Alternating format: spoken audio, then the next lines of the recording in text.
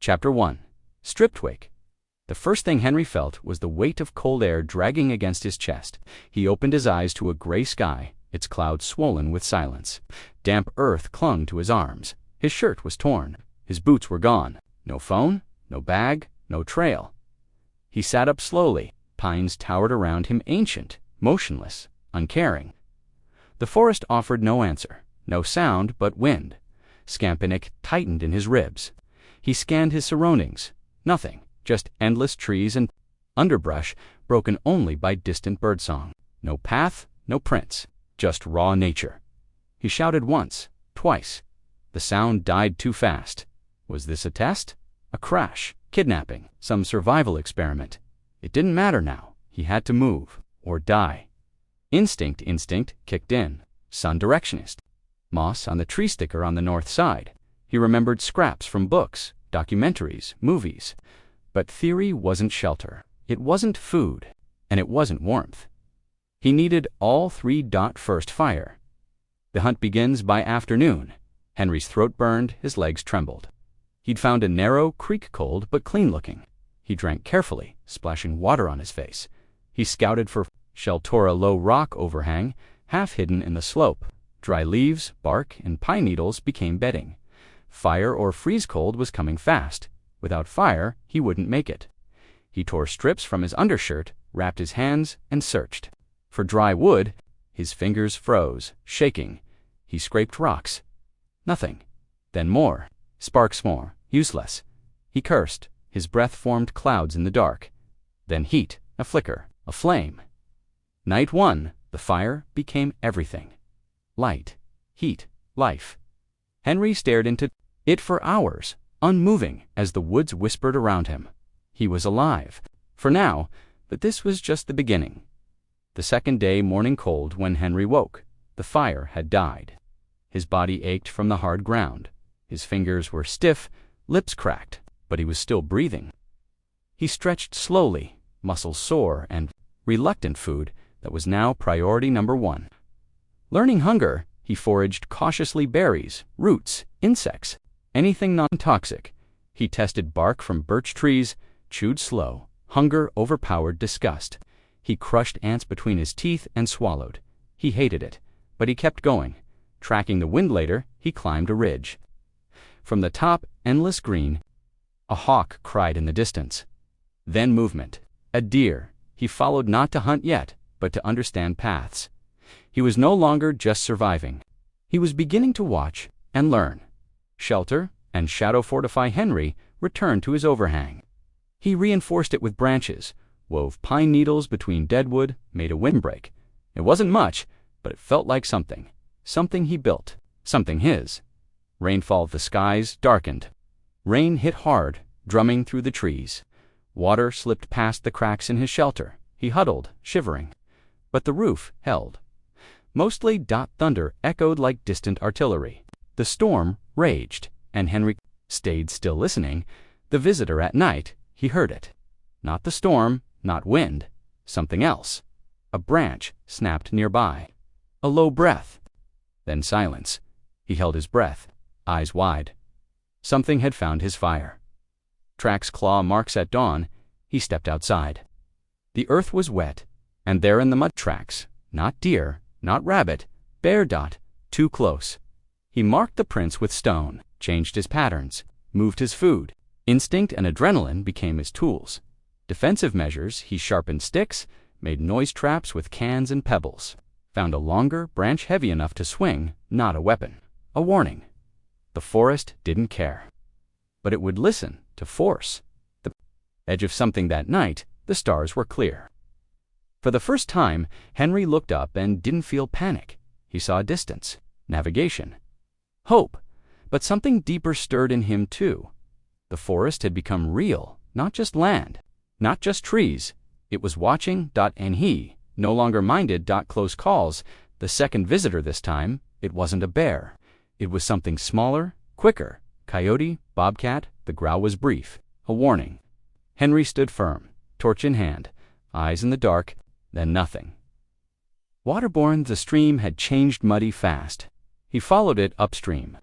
A fallen tree created a makeshift bridge, As he crossed, it cracked. He dropped into the water, clinging to branches. Cold, bit hard, he clawed his way back, soaked and coughing. But a live fire, reborn, everything was wet. Starting fire now would be harder than ever. But failure meant hypothermia. Hollowed a dry nest into bark, used hair, thread, dry moss, spark, ember, breath, a miracle. Silence, and sound the echo from a high point, Henry yelled. The sound echoed back from distant cliffs, human or nature. He couldn't tell, but he marked it a landmark, a potential.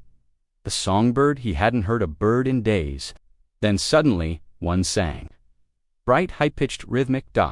It reminded him of life before. He froze, listened, felt. That night he dreamed of home, counting time how many days had passed. 5, 6. He carved tallies into bark. Every day earned was a mark of war. Asterisk into the thicket, barriers the land shifted. Dense brush blocked his root, thorny, tangled, suffocating. Henry wrapped his arms in cloth and pushed through, bleeding from tiny cuts. Every branch resisted like the forest itself was trying to turn him back, but he pressed on the snare. He found an old wire trap, rusted, half buried in leaves. Someone had been here before, recently. Cautiously, Henry disarmed it and took the wire. Tools were rare. He fashioned a crude snare of his own, setting it near a rabbit trail. The game was changing. Echo of a voice at twilight, just before sleep. He thought he heard something. Not an animal, not wind, a voice, far off human. He stood still, listening, heart pounding. But the night gave no answers. Asterisk contact tracks that weren't. His morning mist hung low when Henry noticed it. Footprints. Boot prints, larger than his own, pressed deep into the soil. He crouched beside them, heart thumping. Someone else was out here, maybe watching, maybe surviving too. He followed the trail, staying low. The clearing. Hours later, the trail ended at a small clearing, a half-burnt fire pit, a tarp tied between trees. Signs of human presence, but old, abandoned for days. Henry stepped in cautiously, fingers tight. Around his stick, nothing moved. He took a rusted tin cup and a length of cord. Every scrap helped. A distant scream that night, a scream echoed sharp, short, cut off suddenly. Not an animal. He sat upright, staring into the dark. His fire was small, hidden, but now he felt seen. Asterisk pushed north. The cold moves. In mornings came colder. Henry's breath fogged the air. He built a better cloak from branches and moss tied with vine. He needed to move north toward higher ground and maybe signal range. If he was lucky, injury while crossing a rocky ridge. He slipped. His ankle twisted hard. Pain shot up his leg. He gritted his teeth, breathing in sharp gasps. He made a splint from bark and rope, wrapped it tight, rested only an hour, then pushed forward. High ground by sunset. He reached a ridge overlooking a valley. Trees rolled endlessly below, but far. Out faint on the horizon a tower. A signal tower. Hope returned. Asterisk the river below. Descent to reach the valley. Henry had to descend steep rock and dense slopes. Every step tested his balance, his injured ankle throbbing. He carved footholds into the dirt, lowered himself with tree roots. Slowly, carefully, an hour passed. Then another. He made it down fresh water. At the base, he found a wide river. Clear, cold, loud. He drank greedily, washed, felt human again. He followed the bank upstream, hoping it led toward the tower.